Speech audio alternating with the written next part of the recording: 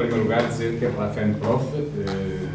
extremamente importante poder estar aqui hoje, juntamente com a APD e com a PNOD, para manifestarmos as preocupações que temos e, sobretudo, centrando aqui no aquilo que está a ser o início do ano letivo. Infelizmente, o início parece não ter fim, porque os problemas que se arrastam desde praticamente o dia 1 de setembro, portanto, início do ano escolar, continuam a existir, não é? Continuam nas escolas a ser vividos cotidianamente, e eu recordo que há uma semana, talvez atrás, dizia o Ministro da Educação que estes problemas não existiam, afinal o que nós tínhamos era eleições muito próximas e que, portanto, os problemas eram amplificados e que depois, a seguir, baixaria o tom. As eleições passaram, infelizmente os problemas continuam a ser bem graves. Se alguém, depois das eleições, tem que começar a baixar o tom, ao Governo. Portanto, acho que isso é a única coisa que nós poderíamos dizer que resulta, de facto, dessas eleições. Dizer que a educação especial, aliás, a FENPROF, tem feito muitas iniciativas de denúncia, sobretudo desde 2008, em relação àquilo que tem sido um andamento negativo que nós temos sentido nas escolas relativamente à educação especial, mas, na verdade, nunca foi tão grave como está a ser agora, e os exemplos já foram dados por todos os meus companheiros que já antes falaram e disseram aquilo que são realidades que nos chegam cotidianamente. A comunicação social tem trazido diariamente, muito bem, exemplos, tem mostrado, mas os pais, em muitos casos, as próprias escolas, os professores denunciam, mas pedem, têm medo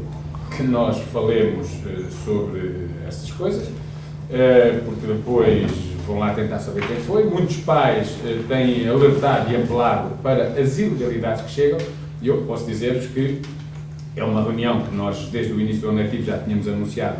que iríamos pedir e pedimos. Realiza-se amanhã às 11 da manhã, uma reunião com o Inspetor-Geral de Educação, onde, naturalmente, um dos assuntos que nós colocaremos em cima da mesa como prioritários são todas as ilegalidades que estão a ser cometidas na constituição de turmas, entre outros aspectos, também horários, mas aqui de turmas, designadamente quando se trata de turmas que incluem alunos com necessidades educativas especiais. O ultrapassar o número de 2 alunos por turma, chegando a atingir 6 e 7. O ultrapassar o número de 20 alunos por turma, com exemplos de escolas do primeiro ciclo, com vários anos de escolaridade, aqui na cidade de Lisboa, que têm aí o máximo, que são 26 alunos, quando o despacho, que este ano regula a constituição de turmas com vários anos de escolaridade, diz que quando isso acontece não deverão ter mais que 18 alunos, nem são os 20, quando têm alunos com necessidades educativas especiais. E nós temos exemplos, agora aqui, um exemplo de uma escola aqui em Lisboa, que tem 26 alunos, 15 de um ano de escolaridade, 11 do outro ano de escolaridade e um aluno autista na turma. Portanto, isto é absolutamente ilegal. Não há nenhuma medida dita de racionalização que possa justificar coisas deste tipo. Portanto, amanhã iremos colocar, não foi uma reunião pedida exclusivamente sobre esta matéria, era também sobre ela, e iremos, obviamente, colocar, até porque a inspeção neste momento está nas escolas a verificar a legalidade, e nós entendemos que esta é daquelas que tem que ser bem verificadas. Dizer que a educação especial em Portugal tem sido, no âmbito da educação, das áreas, dos setores mais maltratados por sucessivos governos, não apenas por este, talvez nunca tão mal como este, mas tem sido mais maltratado. Mas, apesar de uma coisa extraordinária, é que nós lemos os quadros legais nacionais sobre a educação especial e a escola e vemos que são dos mais avançados, são dos mais progressistas, são dos que apontam como tendo das melhores intenções. Depois, o articulado da legislação já é o que é, isto já não corresponde bem àquilo que é o preâmbulo. As práticas, então, são a negação do preâmbulo, e o Ministro da Educação é a negação do que deve ser um Ministro. Quer dizer, quando o Ministro da Educação não tem vergonha nenhuma de afirmar coisas do género, e em relação aos alunos com necessidades educativas especiais, quando são vários, porque eu disse numa entrevista na televisão que eles estão integrados na turma, mas na verdade não estão. Dadas as suas necessidades, não convivem com os alunos dessa turma e, portanto, é mais uma questão administrativa do que outra. Quem diz isto não tem condições para ser Ministro da Educação em Portugal. É que isto, de facto, é a negação completa daquilo que é uma política inclusiva de crianças com necessidades educativas especiais. Quem diz isto porque pensa isto e afirma publicamente, não tem condições para ser Ministro da Educação num país democrático e que, por exemplo, é subscritor da Declaração de Salamanca, é subscritor da Convenção sobre o Direito das Pessoas com Deficiência, portanto, que ainda recentemente ratificou, e, portanto, quem está a mais não são esses compromissos internacionais que Portugal subscreveu, quem está a mais é quem está à frente da educação em Portugal e pensa desta maneira. Nós achamos que Portugal está num caminho extremamente negativo, porque está, neste momento, a voltar ao tempo que é o anterior à inclusão, que era o chamado tempo conhecido da integração, em que os alunos estão muitas vezes na escola onde estão os outros alunos, mas remetidos para salas especiais, unidades específicas, portanto, não estão incluídos no próprio trabalho regular da turma com os apoios indispensáveis, e isto tem sido quase uma inevitabilidade, tendo em conta os cortes que têm sido feitos na colocação de professores, porque nós este ano, neste início do ano, temos dois tipos de problemas. Temos os problemas que decorrem da não colocação e do atraso dos professores, e que vão, em algumas escolas, acontecer até ao final do primeiro período, dado o regime de concurso que temos. Portanto, a maior parte das escolas, neste momento, está a colocar professores por oferta de escola, e, naturalmente, se o professor por oferta de escola for colocado numa escola a 200 km de casa, ou num horário completo, e a seguir conseguir uma colocação num horário completo junto a casa, ele vai embora.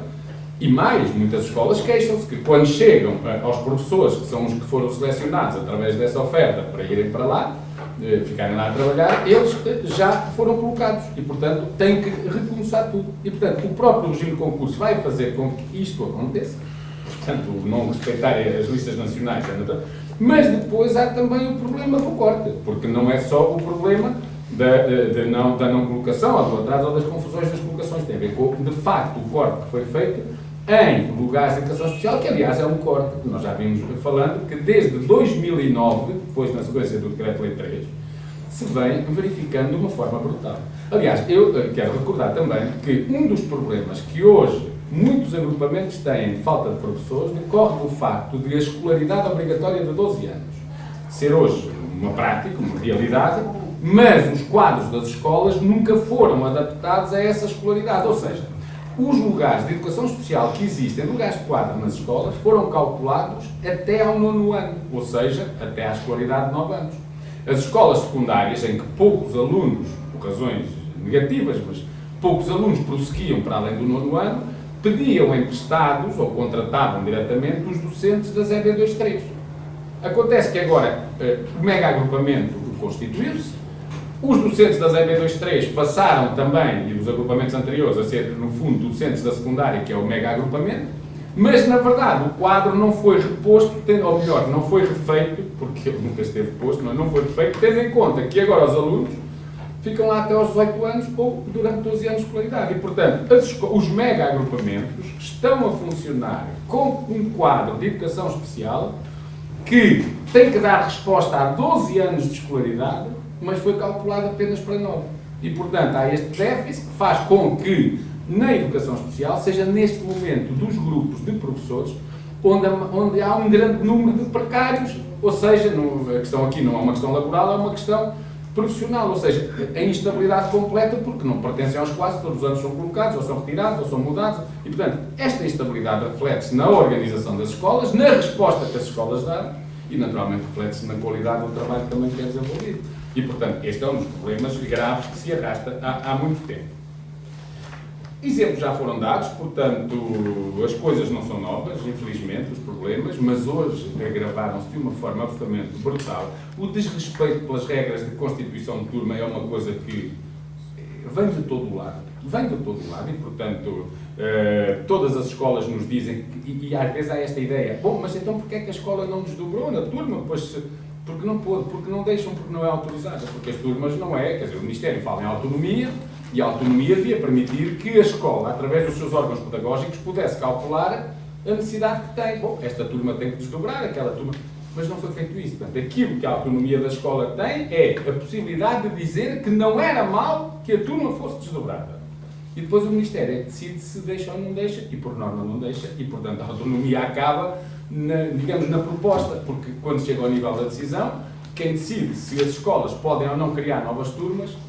é o Ministério da Educação, porque as turmas têm que ser lançadas numa aplicação informática que tem que ser desbloqueada pelo Ministério e, portanto, eu diria que vivemos um tempo de autonomia condicionada. Perante isto, o que é que vamos fazer? Pronto, e para além do mais, nós todos defendemos uma revisão da legislação, obviamente, defendemos que Portugal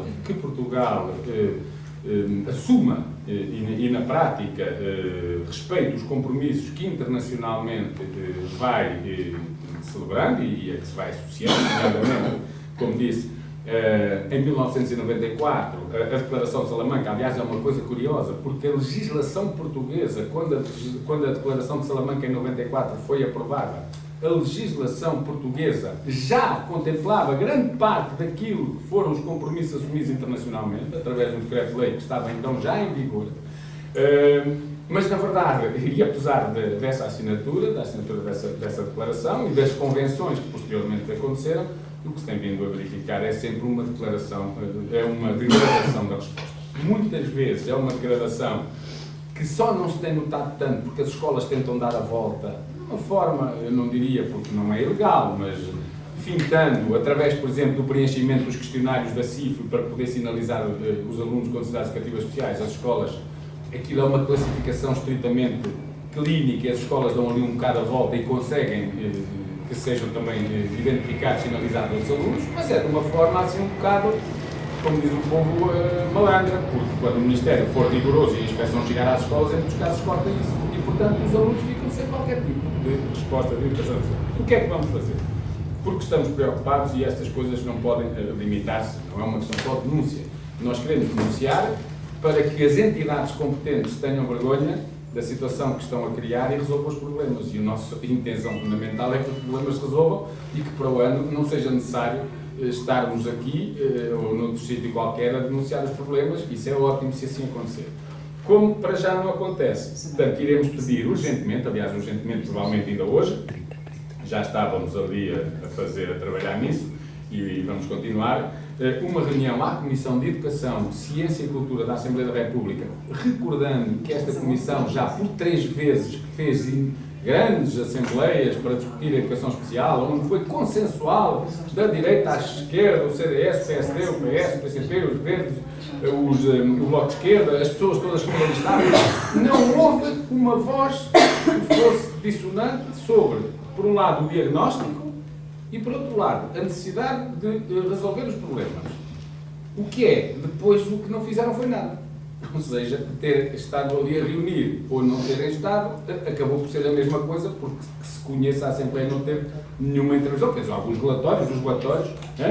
sim, não são relatórios completos, mas há alguns relatórios, ainda assim, da síntese daqueles plenários, mas iniciativa da Assembleia, resolver,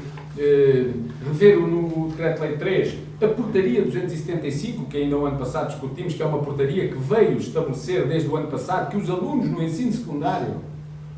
se tiveram o currículo especial individualizado, específico individualizado, até ao 9º ano, só podem estar 5 horas na escola. Nós estivemos numa iniciativa da Assembleia, num plenário, onde um jovem que lá estava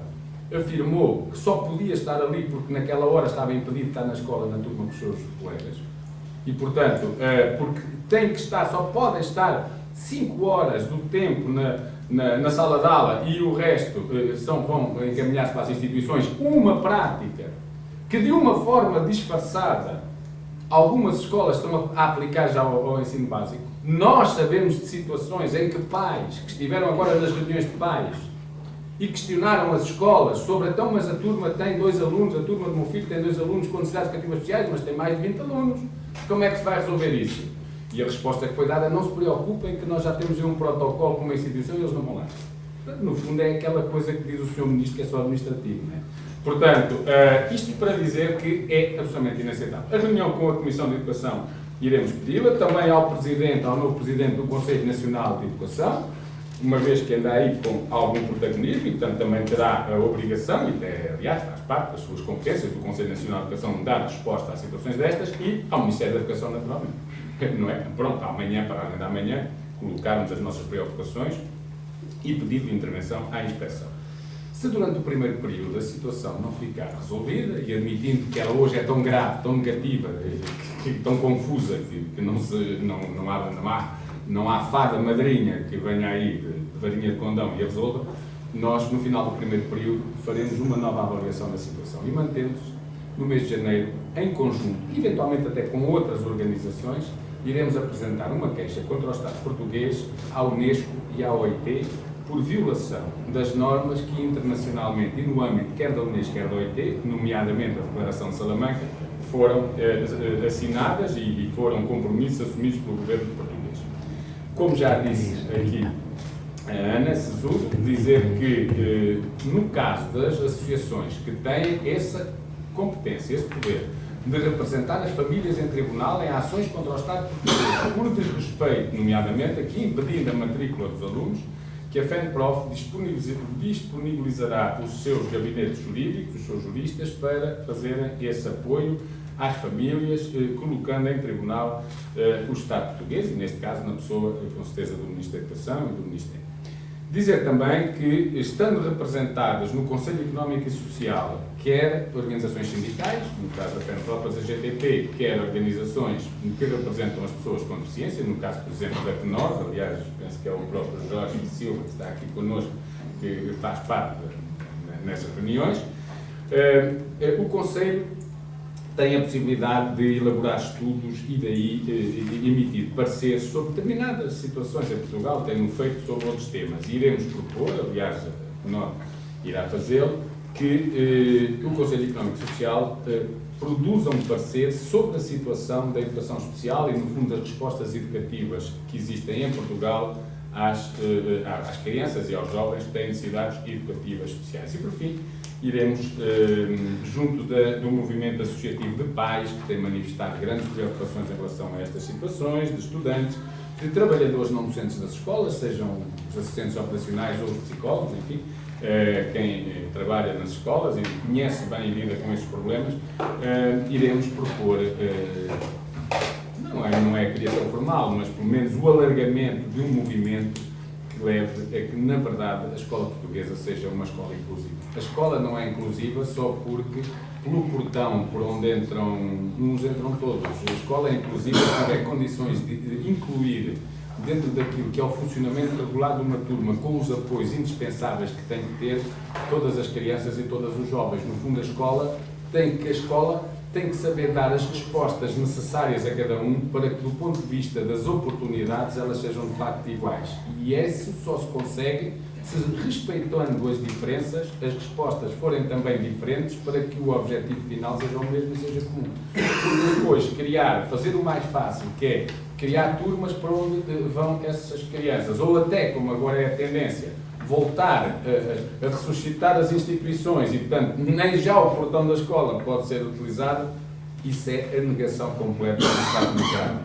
E nós isso não vamos deixar, mesmo percebendo que o nosso país, com o atual governo e as suas políticas, está a caminhar num sentido que é bem negativo. Mas também temos muita confiança no futuro, porque ainda há muito poucos dias, no domingo passado, os portugueses bem demonstraram que não é esse o caminho que querem e, portanto, nós cá estaremos para a luta que for necessária e, sobretudo, percebendo que neste momento, quanto mais forças se unirem e vozes se levantarem, menos difícil será contrariar este caminho negativo. E por isso estamos aqui hoje com o TENOR, com a APD, com todos os que estiverem nesta causa e disponíveis para continuarmos a trabalhar em conjunto.